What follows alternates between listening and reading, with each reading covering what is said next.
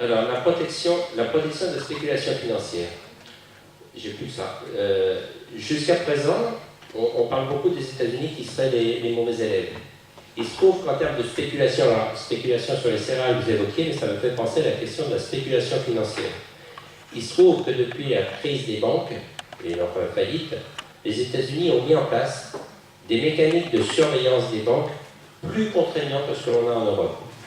Et ce genre de traité pourrait très bien obliger les États-Unis à relâcher leur surveillance des banques. Et là, ce n'est pas la norme européenne qui serait en retrait à la suite du traité, mais ce serait les normes américaines qui subiraient qui seraient obligées de revoir à la baisse leurs objectifs.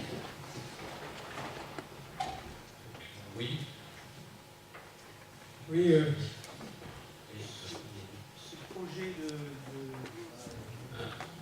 Ce projet de contrat est basé essentiellement sur la financière. N'entends pas.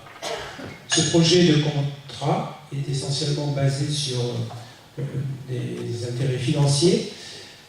Pour le contrecarrer, il ne faut pas aller dans ce sens. Hein. Il faut partir, pour moi, de l'humain. Voilà. Quel est l'avenir de l'homme sur la Terre?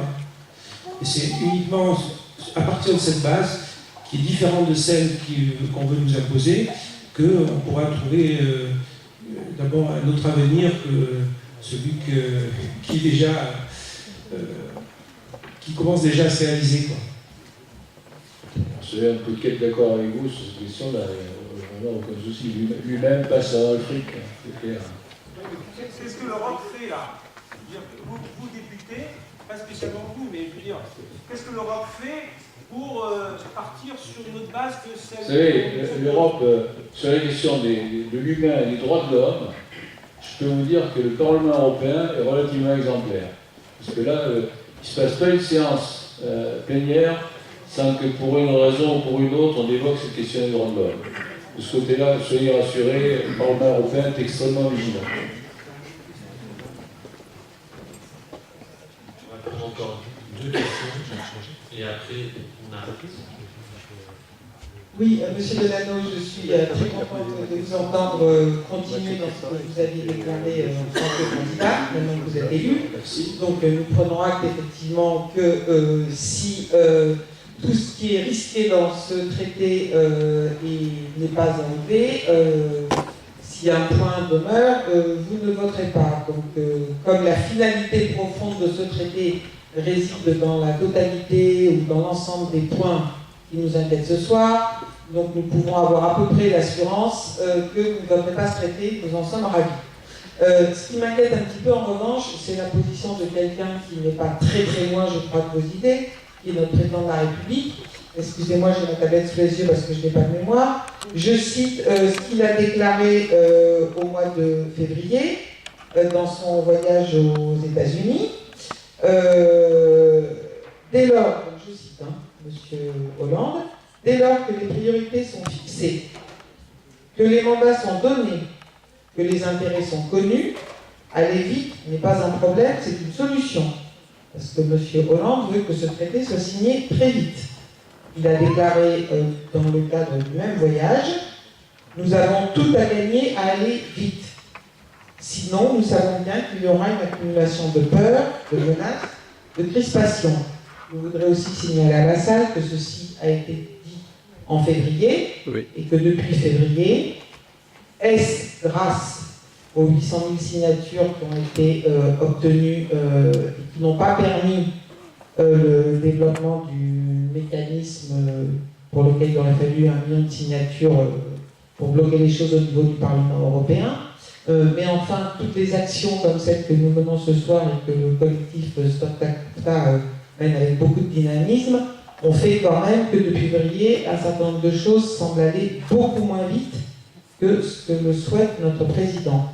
Cela dit, on est quand même fondé à vous demander, quand vos amis et camarades du Parlement français seront amenés éventuellement à ratifier ce traité, si cela se fait sous la présidence de votre ami M. Hollande, au vu de ce que je viens de déclarer, comment pourrez-vous faire pour peser, pour obtenir, puisque vous êtes farouchement opposé à tout ce qui est dangereux dans ce traité, que ferez-vous pour empêcher le Parlement de ratifier? Il y a des réunions interparlementaires sur des sujets comme ça, entre le Parlement européen et notamment le groupe socialiste et les parlementaires nationaux. Donc il y aura un certain nombre d'échanges entre les parlementaires nationaux et nous sur ces questions-là. On ne peut pas, sur un sujet aussi important, ne pas discuter jusqu'au bout avant de prendre sa décision. Et le président de la République est lui relativement pressé, mais il n'a pas dit qu'il laisserait faire n'importe quoi quand même. Il est relativement pressé parce que derrière, on lui dit sans doute qu'il y a, je crois, 400 000 emplois disponibles. Là, je ne sais pas si c'est possible de faire, mais moi je demande à voir. Mais c'est les informations que j'ai. On me dit que ce traité pourrait apporter à la France 400 000 emplois. Donc voilà, je vous dis la raison pour laquelle il prend cette position. Ouais. Non, s'il vous plaît, vous laissez, il y a des gens qui ont demandé la parole avant. Merci. Oui, monsieur Donano, bonjour, bonsoir.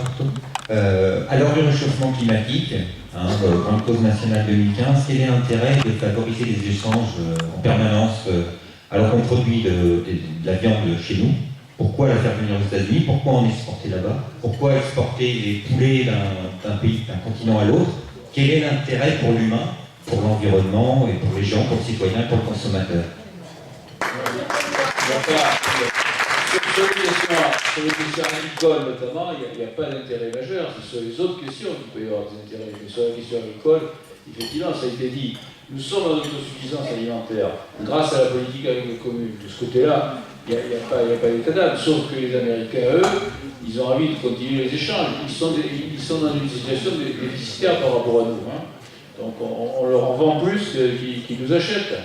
Donc en plus, ils ont trouvé le moyen de bloquer un certain nombre de produits aujourd'hui par leur réglementation, notamment les fromages. Un certain nombre de fromages ne peuvent pas être vendus aux États-Unis parce qu'ils ont soi-disant des bactéries. Donc voilà, il y a plein de questions quand même, c'est pas aussi simple que ça. Alors, juste les deux dernières questions qui ont été demandées, et après on arrête, parce qu'on sera juste dans les points. Si vous voulez faire court. Oui, donc je vais aller vite, ça peut être un peu plus brutal. Moi, je suis d'accord avec ce que je vais aller dans ce sens-là, au niveau de à quoi ça sert, si c'est des multinationales qui font ça, qu'on doit voter ça en bloc. Pour moi, le traité, c'était mis en place de manière qui n'est pas démocratique par des gens qui n'ont pas les mêmes intérêts que nous et qui ne sont pas élus, qui ne sont pas reconnus forcément pour leur bienveillance, donc des associations de malfaiteurs. Donc je vois pas pourquoi il faut discuter avec ces gens-là. Ah mais oui, mais c'est peut-être pas tout bon, mais on va discuter parce que peut-être il y a quand même du bon. Enfin, quand quelqu'un cherche à nous arnaquer, c'est pas ça quoi. Soit c'est l'Europe, les gens élus qui organise des traités pour le bien du peuple. Si c'est quelqu'un d'autre qui le présente, on va pas discuter avec des gens qui cherchent à nous arnaquer. Enfin, moi je trouve ça bizarre. Donc pour moi, ça serait le refus en bloc. Et puis, je dis pas qu'il faut pas faire de traité avec les USA ou autre, mais il faut que ça vienne de la base, il faut pas que ça vienne d'une oligarchie politico-financière. Et puis donc voilà, en gros, c'est un appel aux élus pour se souvenir que les élus sont censés représenter le peuple. Je sais qu'en politique c'est compliqué et qu'il y a des influences qui viennent d'ailleurs, mais ça ne fait pas comme légitimement, sinon pour moi si ce traité passe, il n'a pas de légitimité. Donc on essaie quand même de se battre en amont, et la dame avait parlé des pétitions de l'ICE par exemple, l'initiative citoyenne. Au niveau de la France, il nous manque encore, je crois, 30 000 signatures pour être au quota légal pour la validité de cette ICE, même si elle a été refusée.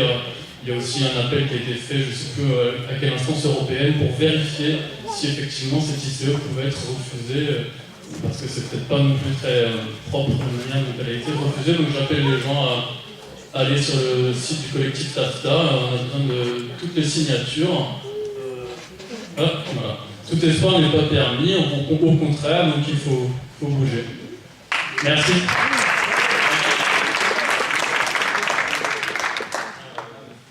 Oui, mais pour être très bien.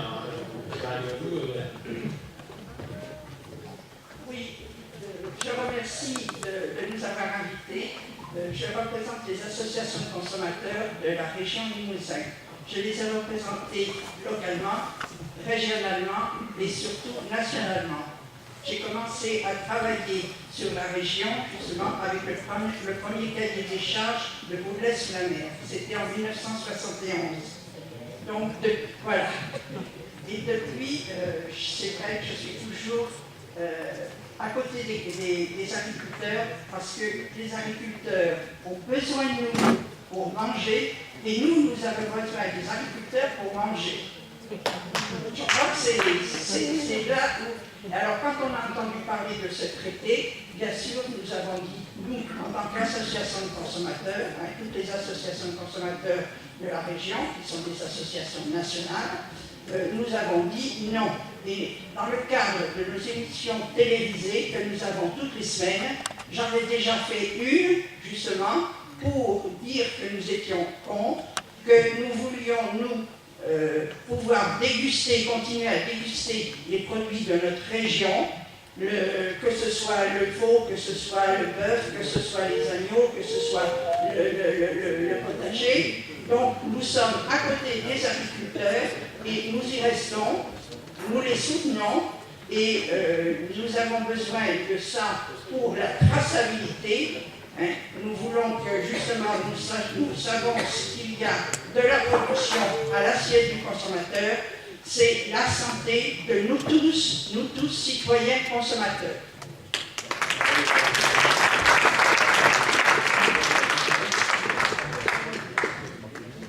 Donc je voulais vous remercier pour cette soirée qui a été très instructive. Merci à Michel et à Jacques qui ont fait des exposés très complets.